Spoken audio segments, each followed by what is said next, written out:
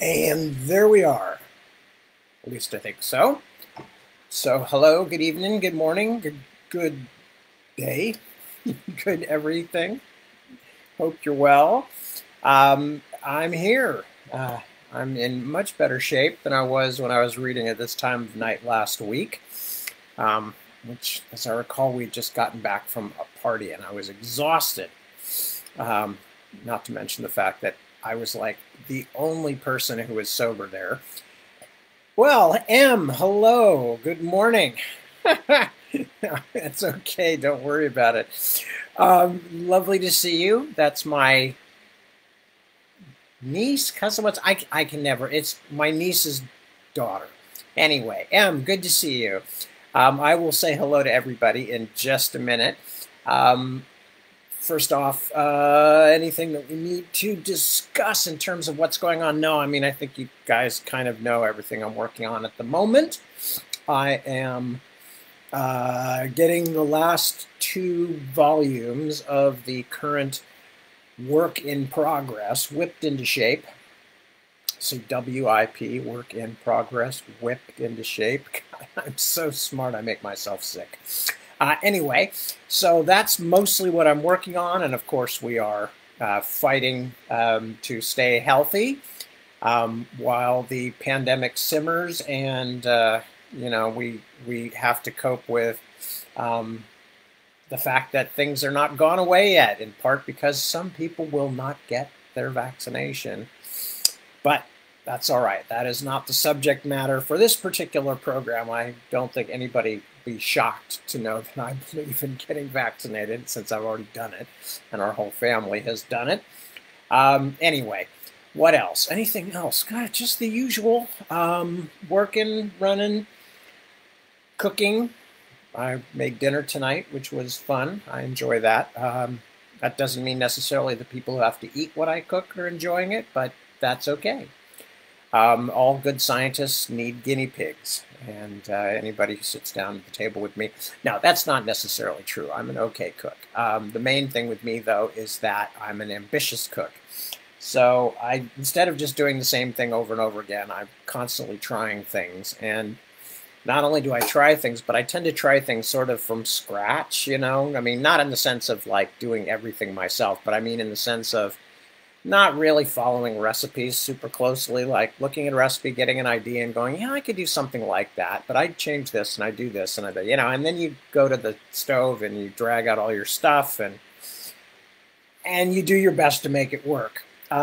Which, if I was more of a serious cook, or if it was more of my job, I would probably be much more into, okay, I know exactly how to make this and I make it the same every time. Instead, I'm kind of like, well, what if I did this? What if I added these in? It's the same reason my son won't talk to me about video games anymore. Because he's always, when he was younger, he'd always go, look, Dad, and this is really cool, and then this happens, and this happens. And then, you do this with your car, but your car actually can do this. And what if you drive off the road? Why would you do that? You just die. And I go, really? You can't just drive off the road and like go over there and see what that is? And he's like, no. And you get really frustrated with me. But that's like the question that I always have about everything is, what if you do something you're not supposed to do? What if you go the other direction? What if you refuse to take on the quest? What if you say, no, I've decided I'm going to stay here and open a coffee bar. I decided I don't want to go out and fight orcs. I want to start a coffee bar. Anyway, so yeah, I'm the same way with cooking. I'm like, well, what if I did this? What if I did that? I'm kind of the same way with writing, I guess, in a sense too. Although with writing, see, I have the difficult thing, which is I have to actually get people to pay me to be guinea pigs. And there is a difference there when you have a household full of people who have no choice but to eat what you make them or starve, at least temporarily. It's much different. See, I have to actually do my experiments and then convince people they should spend money on them, which is a completely different thing. Anyway, so I don't know how I got off on that, but I was just talking about cooking. Anyway, let me say hello to the people who have popped in. to say hi. And Dirk, first off, good morning to you too. Carol, good morning. James D. Hey, how you doing? Good to see you. And there is Emily, my niece's daughter, and I have to figure out great niece, grandniece, grandniece. It would be a grandniece. It's a great uncle and a grandniece, but I'm not 100% certain that that works that way with my niece's child. Anyway, but that's M. So hi, M, and say hi to Bo for me too, and everybody else in Aldrich who we miss very badly, and we look forward to getting over to see sometime soon. Jeremy, yes, that was my very serious eyebrow, which I used to use when my children would try to tell me unlikely stories. That was very good. I'd be like, hi, you know, et cetera, and what happened to your sweater? And I'd be listening, and the eyebrow would creep up, and my children would just dissolve. Don't look at us like that. We're sorry. I left it at Shara's house, and, you know, whatever. Anyway, Petra, hello, good morning. And, oh, Christine's there too. Hello, Christine, also. So Petra and Christine putting books into bookshelves and enjoying themselves. Excellent. Mark, morning from West Yorkshire. Yes, blah, let me try that one again. Morning from West Yorkshire, says Mark. And hello to West Yorkshire. We're going to get to Yorkshire sometime fairly soon. Deborah went to school, went to Manchester, as you may very well know. Many people do know because she talks about it in her various social media. Very important and shaping experience in her life, and still has a lot of friends up in the Yorkshire area. So we've been thinking about when we can get back to the UK, and that when we do, Yorkshire is probably one of the places we're going to go. So Felicity, chilly and windy in New Zealand. Well, right, of course, because it's winter, isn't it? Yes, thank you. I do my best to remain healthy. You too, you and your family. You all take care of yourselves. Kristen, hello, Kristen. Welcome aboard. And I'm glad to hear it. Excellent. All right, you and Bill take care of yourselves. Jeremy, what are you running from? I'm running from my own dark, shadowed past. All those years when I was working as a male model and a dancer, you know, and people keep trying to blackmail me with it. But I'm not ashamed. I'm not ashamed. You know, I did what I had to do. Same thing for that whole gorilla suit thing. I did what I had to do to get by. So anyway, sorry your connection's not good, Kristen. I'm sorry to hear that. I can't do much about it. I'll try and beam some better connection at you. So you have to use the eyebrow for that too. Okay. Margaret, hello, good morning. I seemed discouraged earlier this week. Oh, I had a rough day. Had some domestic disconnection, and so thank you for worrying about it or even caring about it. I'm okay now, and everything, excuse me, everything is fine, and just the usual, you know, too many people stuck in a house together all the time. And sometimes we are difficult, and I think I was the one being difficult that caused that particular ruction. There's a good word, ruction. So, you know, no worries. I'm certainly doing better tonight.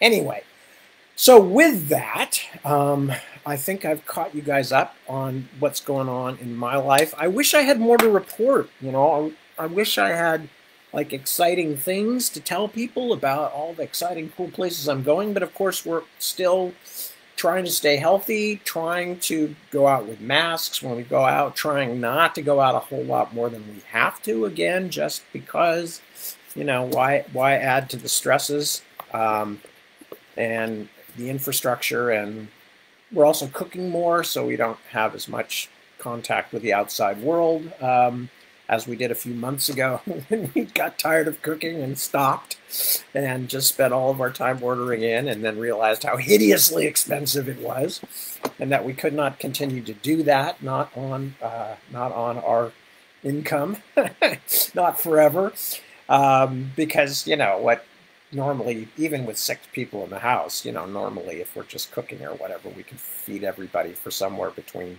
15 and 30 bucks or so. But as soon as you start ordering things in, by the time you pay the fees and the tip the driver and all that stuff, you're paying like 130, 140 bucks sometimes just for like 6 meals.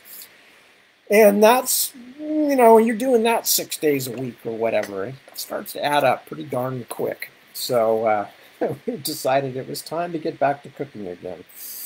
All right, one last thing before I start reading. Neither Deb nor myself are people who automatically want to cook. Deb a little more than me.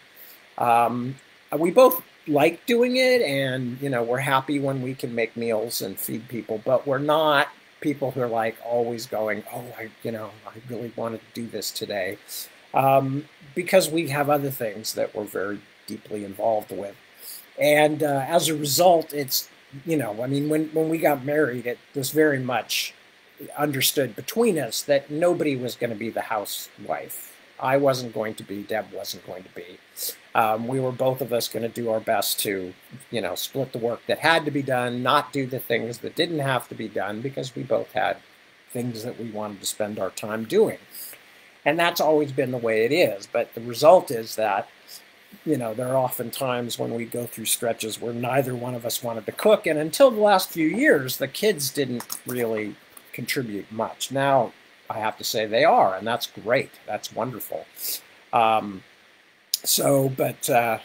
we neither one of us set out in life to take care of somebody else as our sole job. Not that there's anything wrong with that. I mean, my mom, bless her, gave up her own career. She was actually working on a master's in economics when she had me, and she didn't go back to work again for, like 15 years or longer, I think, until my youngest brother finally started kindergarten. And then she went back and got a degree in programming and worked, until she retired. But, she spent a lot of years just being a homemaker in the classic old sense of the word. And fortunately for her, she really enjoyed having kids and having a family. So although nobody in our family, and I include my mom in that, is like super into, oh my God, everything has to be spotless. Well, you can look at my office here. Look at the barely controlled chaos of my office and kind of figure out the family mantra, which is better a house unclean than a life unlived. Anyway, so we are going to go back to Shadowmarch, and we're actually, look at how far along we are. We've only got a wee bit left. And we're going back to Shadowmarch, and the last thing we had seen was that Chert had found a way through and underneath the sea in the depths, the mysterious sea in the depths, to the island where Flint was, underneath the giant crystalline shining man. So Chert reached him, but could not do anything to wake him up, because Flint was apparently senseless, insensible, as the good old-fashioned word goes. Anyway, so that was the end of that section. And now we're going to go on to track Barrick, who is with the soldiers, and heading toward the Shadow Line and conflict with the army of fairy folk that was spotted a few chapters back.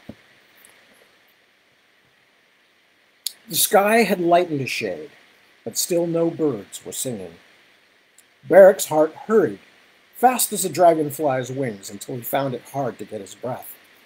The quiet sounds of the camp rising were all around him. He wondered if any of the others had managed to sleep. He tested the saddle straps once more, loosened and then retightened one, even though it did not need tightening. His black horse, Kettle, named to irritate Kendrick as much as anything else, who had believed in noble names for noble steeds. Kettle whickered in irritation. Barrick watched Ferris Vanson, the guard captain, going from one smoldering fire to another, talking to the men, and found himself irritated by the man's calm attention to duty. Slept like an innocent child, no doubt. He didn't really know what to think about Vanson, but didn't much want to trust him. No one could truly be quite that honest and forthright. Years in the South March court had taught Barrack that. The guard captain was playing some deeper game, perhaps the innocent one of craving advancement, perhaps something more subtle. Why else would he be watching Barrack so closely? Because he was. There was no doubt of that. Vanson's eyes were on him every time Barrack turned around. Whatever the case, the man bore watching. Bryony might have forgiven him his derelictions, but his sister's angers were always quicker to cool. Barrack, Etten, was not so easily mollified.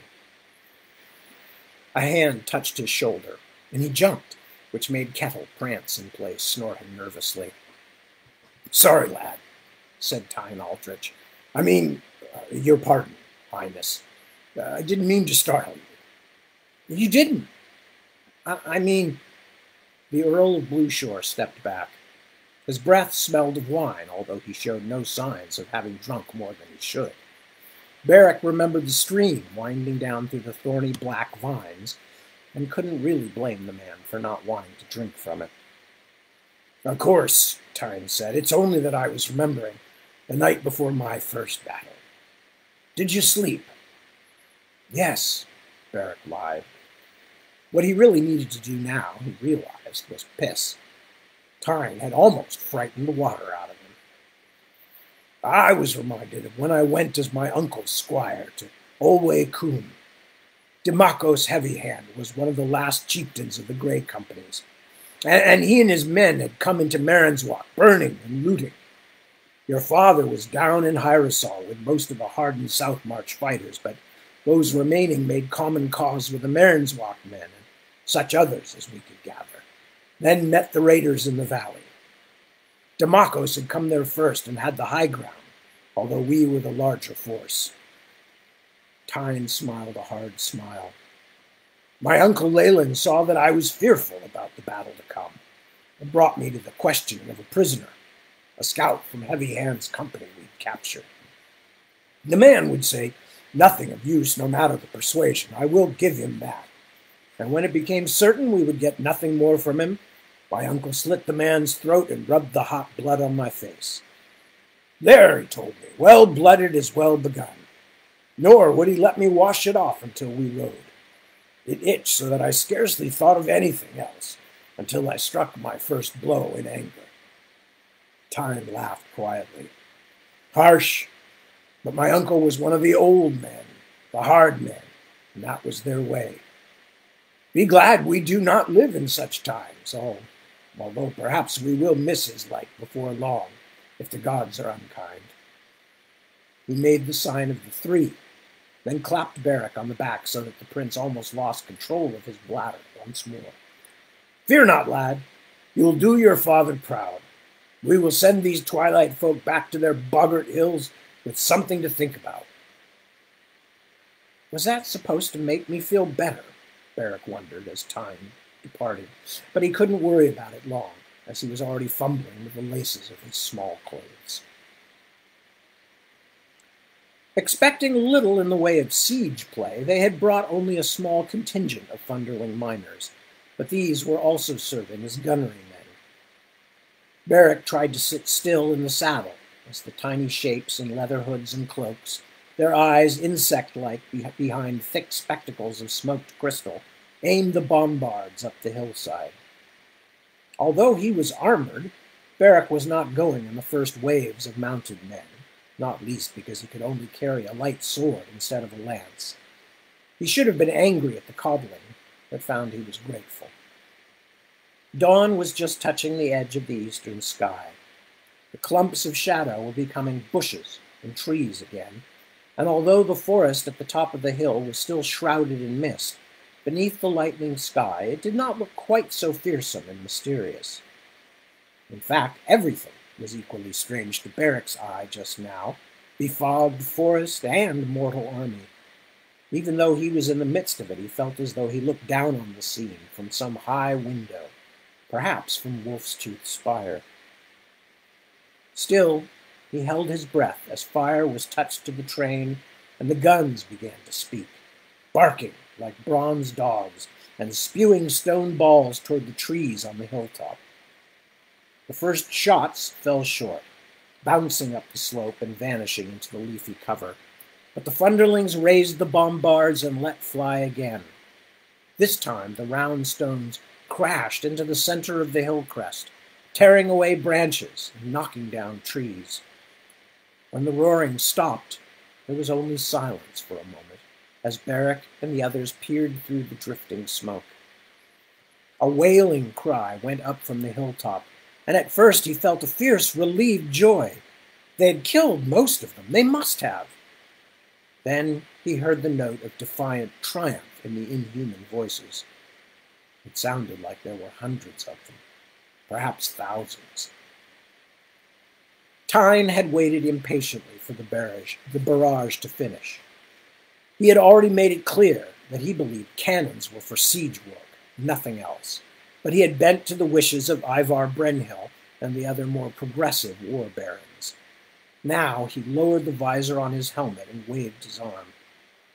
The first row of archers let fly, then crouched as the second row filled the air with their own arrows. Tyne waved again, and with a shout that was almost as daunting as the cry from the hilltop, the first wave of pikemen dashed up the slope, pike shafts waving and clacking like a denuded version of the forest above. The wielders sped by the knowledge that the mounted men behind them would ride down any stragglers. A flight of arrows whistled toward them from the heights, strangely few but terribly accurate. A dozen men were down already, at least one of them a knight. His horse was dying beside him, legs thrashing as the other mounted men surged past. Long, confused moments of noise and smoke passed before Beric and the men around him. Before Beric and the men around him spurred their own horses up the hill. Time enough for the first wave of foot soldiers to reach the top and plunge into the trees. He heard shouts, excited cries, even a few screams, but over everything he heard the unnatural voices of the enemy, keening noises like seabirds, like the howls of wolves and the barks of foxes, but with words buried in them to make the strange sounds even more terrible.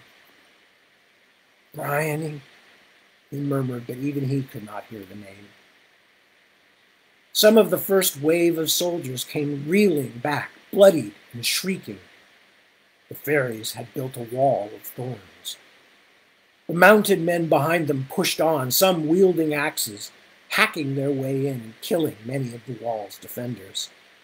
Arrows were snapping out of the trees at them, but still strangely few, and Beric could almost feel the mounting concern of Tyne and the other war leaders. Was it an ambush, after all? But the hillsides and meadows all around were still empty. For this moment, the forested crest seemed the angry heart of the world, an island of noise and struggle, surrounded by stillness. "They break out!" someone called in a throttled, high-pitched voice. Beric thought it might be his cousin Rorik. On the hilltop, a knot of men had been forced backward out of the trees, fighting hand to hand with a group of howling, white-haired warriors. At the center of the defenders, a hugely tall figure stood in his stirrups, slashing with what, even from a great distance, seemed a bizarre, misshapen blade. The defender was tall, with snowy hair flowing free in the wind like a woman's, and Beric thought for a moment he must be an old man, but a glimpse of his face showed youthful features and skin stretched tight over bones sharp enough to cut leather. The Twilight man struck down one of Tyne's soldiers, then another, spinning the blade in the second man's guts like a peasant churning butter. One of the mounted nobles spurred toward him, lance lowered, and the white-haired fairy or elf or whatever kind of creature he was knocked the weapon aside before closing with his attacker.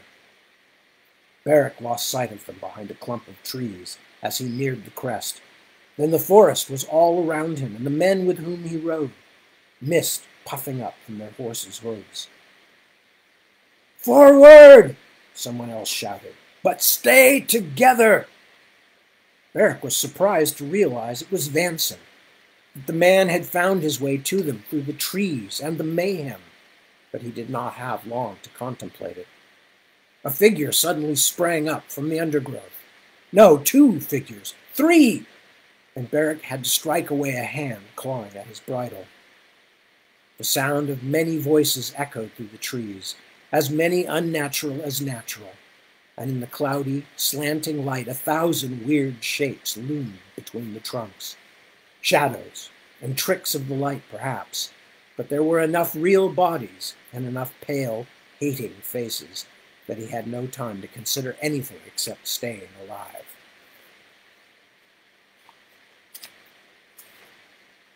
Half a dozen men of Beric's party were left of the original dozen, although some of the others had merely become lost among the trees. Vanson was one of those remaining, and he leaned close to Beric and asked quietly, "Are you well, Highness?" Beric could only nod.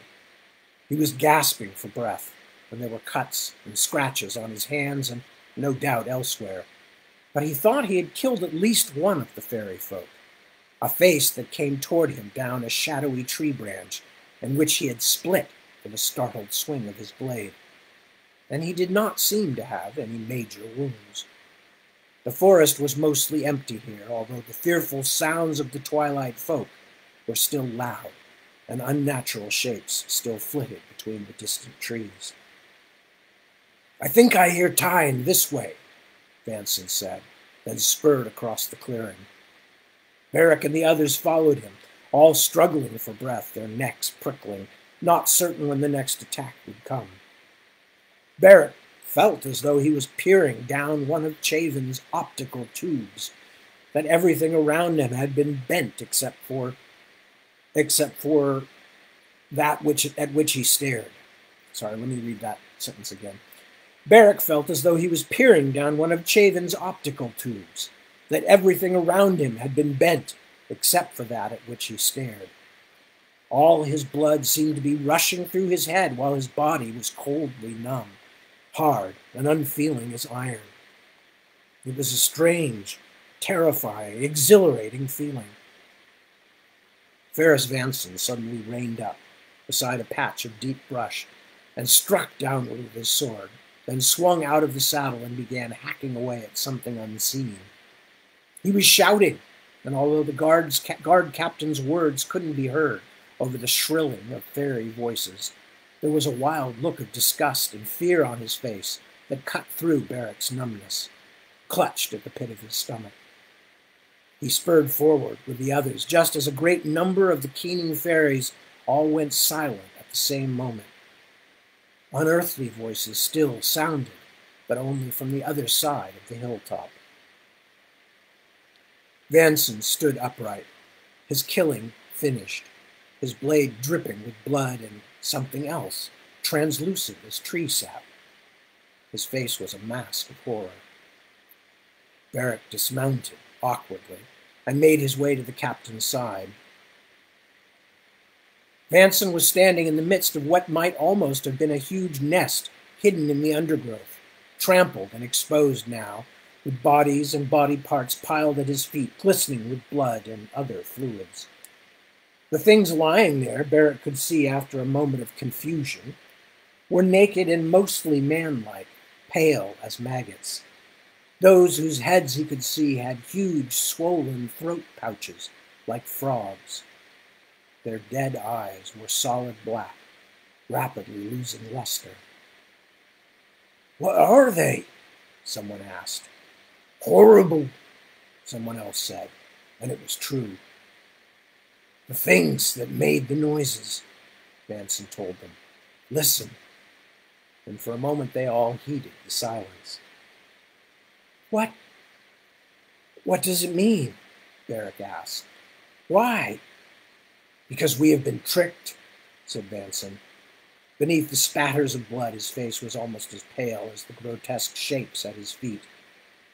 "Only a few waited for us on this hilltop. A few soldiers to cross blades with us. A few deceiving shapes, a few of these, making the noise of hundreds." "Gods! An ambush, after all?" Beric looked around, expecting to see dozens more of the strange faces appear in the branches over their heads, grinning savagely. "Worse," said Vanson, "worse. Because they have held us here and stolen a day from us for the very few, while the rest of their army rode on around us." "Rode on?" "Yes, toward Southmarch." Chapter 34. In a Marinswalk Field. Sweetness of flowers. She cannot stop or cry out. She cannot grow. Her bones are in the stream. From the Bonefall Oracles. It had been a bad night. A night of little sleep. Bryony had been up since an hour before dawn with such anger running through her that she could scarcely sit still. Anger at Hendon Tolly, of course, but also at herself for her foolish loss of control, at Barrett for not being with her, at everything. And I stood there, waving a sword at him in front of everyone, and they all know he could not lift a finger against me. His ruler, and a woman at that, a girl. And they all knew he didn't need to either, because he'd already won. What a fool I must have looked. For a long moment, it was all she could do to stay seated at the writing desk. She was itching with embarrassment, despite being the only person awake in the room. She wanted to run, to lose herself somewhere in the great castle until everyone forgot what happened. But, of course, nobody would forget, and she couldn't run away. She was an Eden. She was the Princess Regent. They would be talking about last night's dinner for years. There was nothing to do but go on. Nothing. Bryony picked up her pen, dipped it into the inkwell, and continued her letter to her father. I have not heard from you since Kendrick's death, and as I said, I can only pray that you received my letter telling you of that terrible day, that this which I write now is not the first you have heard of it. I miss him, dear father. I miss my big brother very much. Because he was the oldest, he was always certain he was right, and of course that was vexing at times. But I honestly think he tried every day to do right. He wanted to be you, of course. That is why. Even before he became the regent, he held himself like a man who will rule one day, who concerns himself with the needs of the least of his subjects, as well as the demands of his most powerful allies. But of course, that is what everyone else will remember about him. What I will always remember about our dear Kendrick was the way he would fume and scowl when Beric and I teased him, but at last would give in and laugh as hard as any of us. Why is it that you and Kendrick both do that? That you could see your own foolishness and admit it, and even laugh about it, but Beric and I cannot. There is more, certainly, that... She stopped. A memory of Kendrick pretending to be angry at her, while struggling to hide a smile, had suddenly come back with such power that for a moment she could only sit and weep silently. Rose Trelling stirred in her bed on the opposite side of the room, murmured something, then fell back to sleep. And Azoria, Bryony's youngest maid, scarcely 10 years old, was snoring like an ancient dog on her little pallet on the floor. It was strange to be awake in the midst of all these sleepers, like being a ghost. She went back and scratched out part of the last sentence, changed it to read, that Kendrick could do that, and you can do it too, because she realized she had put the king, her father, into the past again as though he were dead, instead of only imprisoned. God's willing, she thought, it is nothing but a false fear. Still, the whole thing seemed a hopeless exercise. How could she tell him what truly was happening without making him frantic with worry? How could she describe any of it? The terrifying twilight people, the Tolly's flirtation with the autarch, the seemingly unending stream of dreadful tidings. How could she tell her father how frightened she was for Barrack without breaking Olin's heart? She put the pen back down and read over what she had written. The greatest problem, of course, was that she couldn't speak about what was troubling her most, her twins' terrible story. Since Barrack had told her, it had stayed in the middle of her like a swallowed stone, a great indigestible lump. Some days the heaviness of it made it hard for her to walk, to talk, even to think. She hoped that by hearing it she had lightened her brother's load, because he had certainly burdened her. How could such a thing be true? But if it was not true, how was it possible that Barrack, her twin, could be such a liar?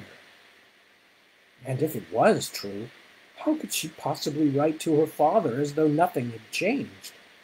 As though she was the same loving daughter in the same unchanged world? Either Barrack is the world's greatest liar, she thought, or father is. It was pointless. She had thought she could write to him, but she couldn't. Bryony was holding the last of the burning parchment to the candle when someone knocked at the door. She immediately dropped the ashes and stub of paper into the candle holder, as though she had been caught doing something wicked. "Who is there?" "It's Lord Brome, your highness," said one of her guards through the door. "He wishes—" "Oh, Perrin's bloody red beard, I can tell her myself," growled the Lord Constable. "Let me come in, please, princess. I have urgent business."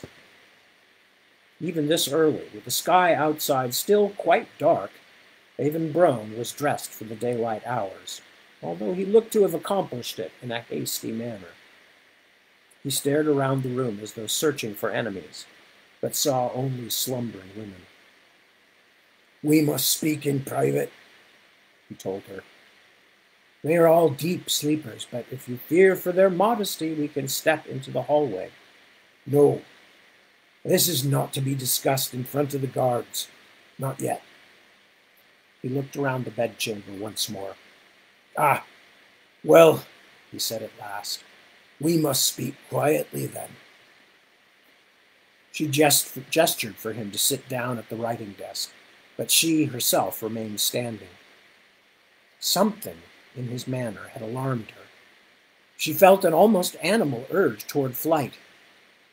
Although Brome seemed his ordinary dour, distracted self, she could sense something deeper was wrong, and she began to wonder how long it would take the guards to respond if she called out for them. Almost without thinking about it, she took a step back from the Lord Constable, then another. Then, a little ashamed, she turned the movement into a search for a thicker wrap. She was conscious for the first time in an hour that her slippers were thin and her feet were cold.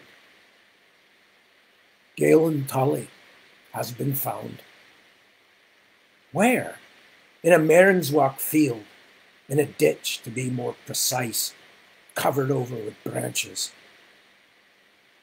What? For a moment she had a mad vision of Galen in a kind of hiding hole playing a child's game. Then she understood. "Oh, merciful Zoria, in a ditch! Is he—" "Dead, yes. Oh, most assuredly dead, along with the men who rode beside him. 6 in all, thrown together into a hasty grave, if you can even call it such." She was stunned. "But how—" Bryony forced herself to think more carefully. "What happened? Who found him?" "One of the last musters out of South Marnswalk. 4 or 5 pentacounts, I don't recall. They came in late last night, an hour or so after the last bell, hurrying to bring in their news. They had been coming up the Silverside Road outside Oscastle and saw a great number of ravens and other birds swarming in a field. When their leader took them closer, they saw something shining. It was a buckle. Bryony's knees suddenly felt weak. She had to take a step to steady herself. Roan came up out of the chair quickly and guided her to it in his stead. "But how?" she asked. "Who did this? Bandits?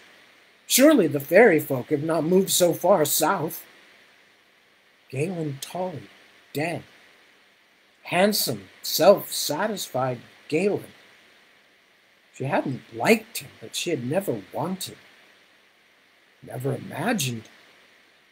"I can't say, Princess. Bandits seem the most likely explanations. Almost all their money and jewelry had been taken. Horses, too. There were more than a few such bands who ranged the border between Silverside and Marnswalk and called the Whitewood their home. The thieves missed the brooch, though, and one of the Marnswalk men brought it in. That is our only advantage.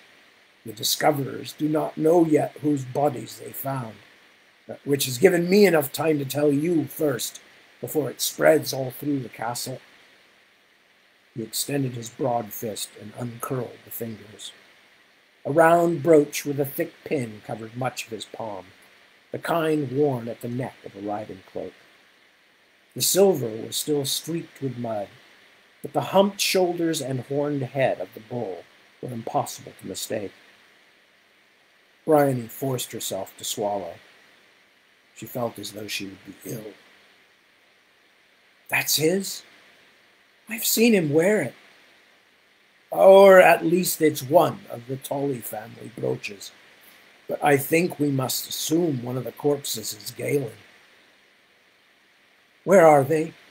she asked at last, staring at the muddied silver circle as though it were an actual piece of bone. "The bodies." "They've been taken to a temple in Oscastle. Until they got there, the soldiers who found them thought the dead were local men, but no one in Oscastle had any idea who they could be. The mantis in that town thought he recognized one corpse as being Galen Tully, however. And being a wise man, he put his fears in a letter and entrusted it to the captain of the Marnswalk Pentacounts for secrecy. Still, the rest of the muster are already telling their story to anyone here who will listen. It is only hours at the most until Hendon Tully hears of it, and he will have no trouble deciding who these mysterious dead really are." Merciful Soria! As it was, he all but accused us of murdering Galen. He will trumpet it from the walls now. "Yes, and you did not help things with your foolishness at dinner. Go ahead and throw me in the stronghold, but it must be said." She waved her hand. The sour taste in her mouth had worsened. Yes, and I agree. And now you've said it. But what do we do? What do we do when Hendon starts up again claiming I've had his brother killed?" "Perhaps he won't." "What do you mean?" "Perhaps he won't. Perhaps it wasn't bandits or even those twilight folk. Maybe it was the Tully's southern friends." It took her a moment. "The Autarch? Are you suggesting the Autarch would reach all the way into the March Kingdoms to murder one of his allies? One of his only allies, as far as we know?" "Perhaps they didn't become allies. Perhaps the Tullys turned him down. If what Brone told me in the first place was even true," she reminded herself. Bryony put her hands to her head. Now that Beric was gone, she could fully trust no one. "What a dreadful tangle! I can't make sense of it. I have to think. Perhaps you're right, but that still doesn't help us any. Unless Hendon Tully also suspects the Autarch's hand and decides he can't afford to make too much of a fuss. She took a long, shuddering breath, trying to calm stomach and spirit. I only know that it will make matters worse at a time when I believed such a thing wasn't possible. As Bryony spoke, she picked up the inkwell and moved it back into the drawer, carefully put away the blotter, then the sealing wax. What are you doing? Asked Bryony. For the first time, she noticed the dark circles under his eyes, the weariness on his pouchy face. He had probably not slept more than an hour or two. Just clearing things away. I was going to write a letter to someone, but it's become clear that there's not much point to it. She paused. Dead. Zori, preserve us. Poor Galen.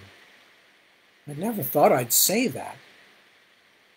For a moment, she thought Avon Brone was shaking her chair for some reason, that he was angry and had been hiding it. But then she realized he was several steps away and swaying unsteadily, too. In fact, it seemed the whole world was shaking. A bench hopped on the floor like a skittish horse. One of her jewelry chests jittered off a table and smashed on the flagstones. Across the room, Moina sat up and stared around blearily. By the time the trembling stopped, little Anazoria was awake too, frightened and crying loudly. Even heavy-sleeping Rose seemed to have been shaken almost to wakefulness. Just a tremor of the earth, the Lord Constable said, frowning at his sluggard niece, who had only yawned and turned over, but his leathery face had gone pale. I felt one like it when I was a boy. It is over now.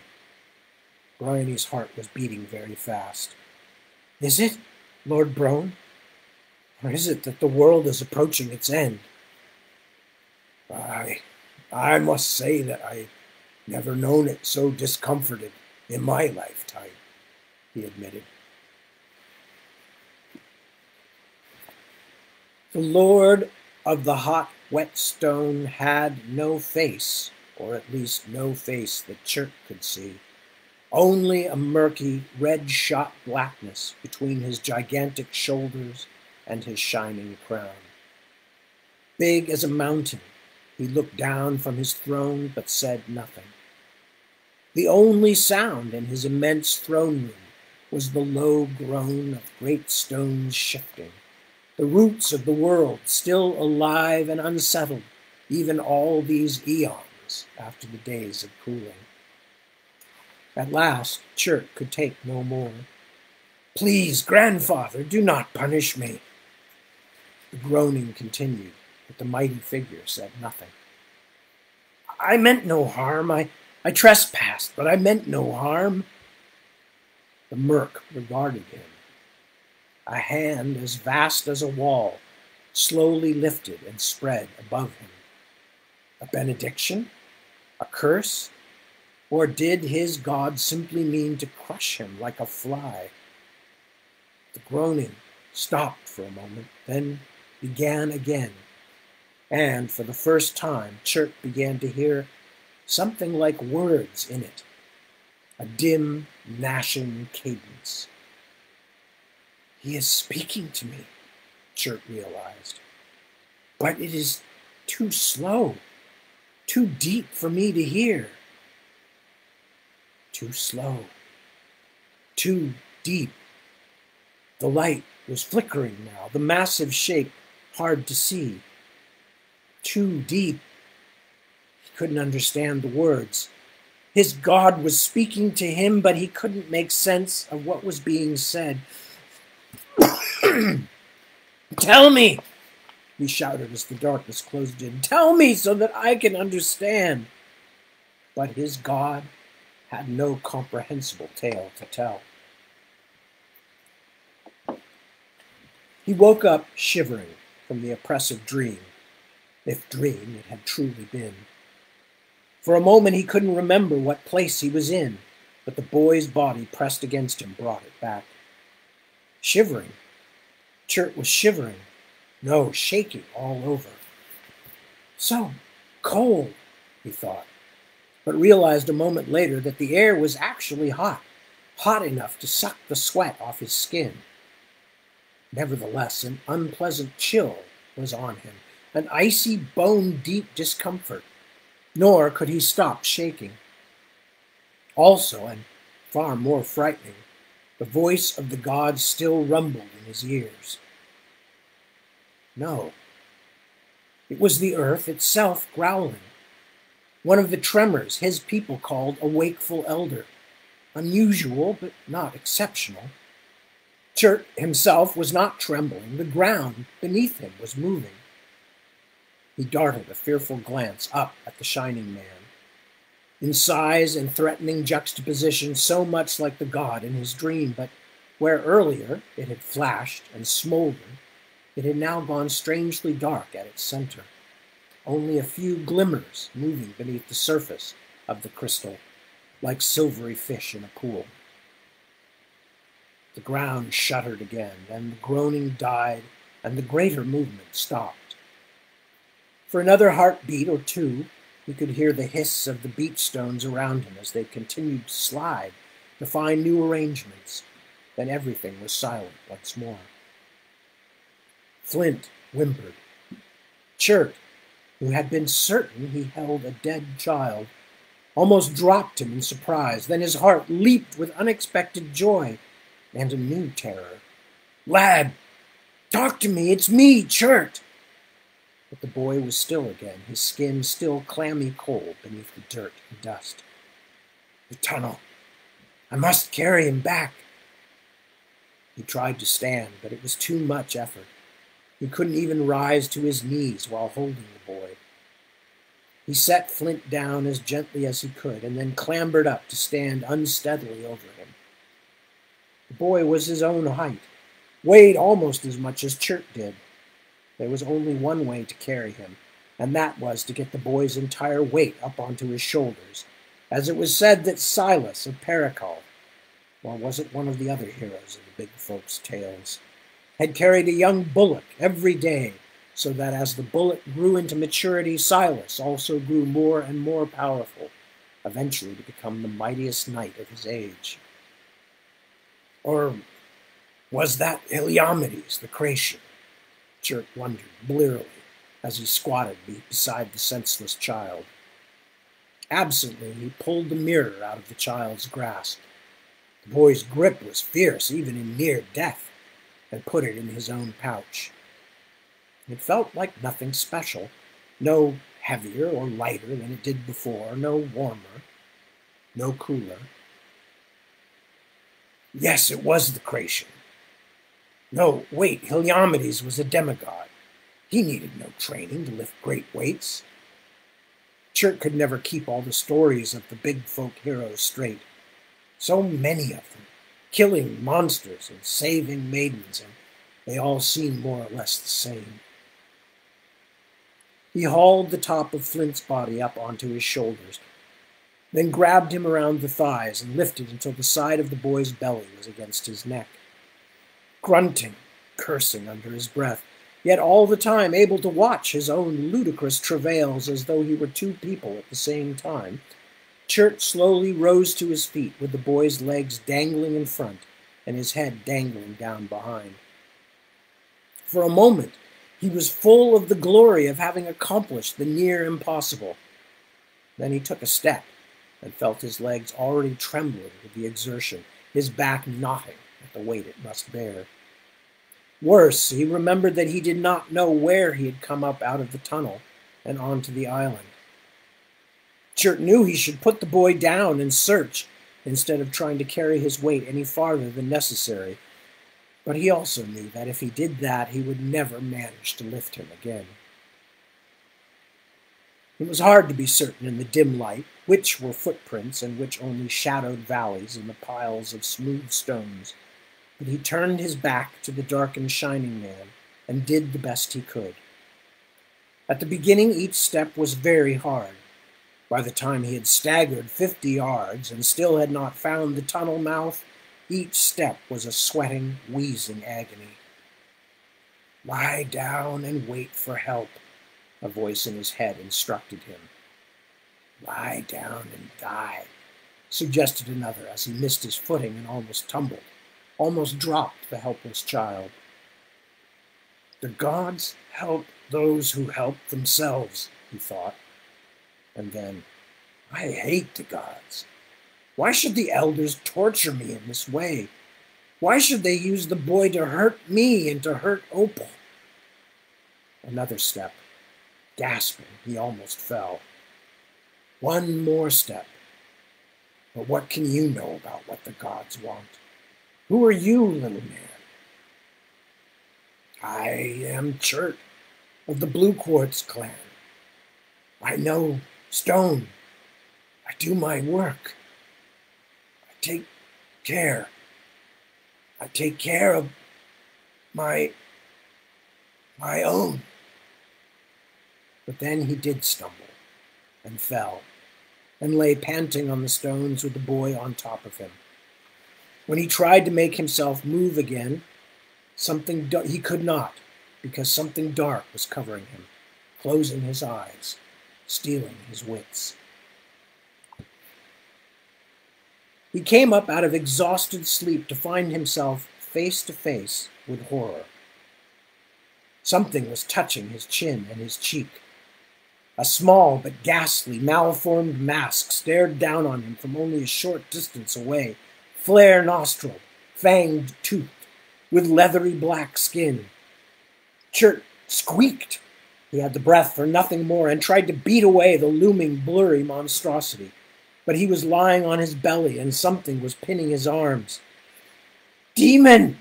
he moaned, struggling. The thing retreated where its horrid face did, but he still could feel something scratching at his neck. "Not pretty, mayhap," the voice said. "Burns carried me well. Seems sour to name on so." Chert stopped fighting, astonished, wondering if he had lost his wits again or was wandering in the tunnels of dream. "Beetle down?" "Aye." A moment later, the little man clambered down Chert's shoulder and into his view. "Why can't I move? And what was that thing?" "For moving, well, it's thy boy lying athwart thee, hampering thy arms. That thing, as thou says, well, a flittermouse, I calls it. Rode it back here, did I?" A bat? "Aye, likely." Something dark leaped past Chert's face. "There goes," said Beetledown a little sadly. "Gone now. Afeard because thou would try to roll over him." He shook his head. "Tusting and fidgeting, my flittermouse may be but a treat to ride, once going along proper." "You rode a bat?" "How else to get over yon evil-smelling silver water?" Chert slid out from under Flint, letting the boy down onto the stony beach as gently as he could. "How fares thy boy?" asked Beetledown. "Alive, but I don't know anything more. I have to get him away, but I can't carry him." He wanted to laugh and cry. "Good as it is to see you, you won't be much help there. Now you've lost your bat, so you're stuck here too." It seemed impossibly sad. Chert sat on the loose stones, staring out across the sea in the depths. "Mayhap if thou tells how thou came here, yon temple fellows who follow me can come across and help carry thy boy." "Temple fellows?" He looked up. There were shapes on the far side of the quicksilver sea, small dark forms moving atop the great balcony of stone. Chert's heart sped. "Oh, Beetledown, you brought them! The elders bless you, you brought them!" He cupped his hands around his mouth, tried to shout, coughed, then tried again. "Hoy! Nickel! Is that you?" The Temple brother's voice came down to him, faint but echoing with urgency. "In the name of the elders, how did you get across?" Chert started to reply, then stopped. When he did speak, he couldn't keep the astonishment out of his voice, for surely it was the metamorphic brother's own tunnel he had used. Do you mean to say you don't know?" And there's a pause there between sections, so I think that will be where we will stop. But there's plenty more excitement to come. And we will be reading and indulging in that excitement tomorrow. Well, later today, at 7 p.m., at which point I will return to read more. And I hope you will join me then. So thank you very much, as always, for coming to hang out. Look, I see others have showed up, like Chris. Hello, Chris. Good to see you, Mr. Fab, or Mr. Fab, to pronounce it more Germanly. Hello, Hazel. Good morning. There's my mother-in-law. Good to see you, sweetie. Lots of love. And Svan showed up. Good. Anyway, so at this point, I am going to go pack it in, go horizontal for the day. Well, I will in about 2 hours, because by the time I've stayed up to this point and done stuff, I'm not ready to go to sleep yet. But I will return at 7 p.m. Until that time, or until we join together again, until we greet each other once more, whether that be 7 p.m. today or next week at this slot in the early morning hours. I bid you a fond farewell and say, please take good care of yourselves and your loved ones and your friends and neighbors. And we will all keep taking care of ourselves and each other, and we will all get through. So, with that, ciao. Lovely to see you all, and I'll talk to you real soon.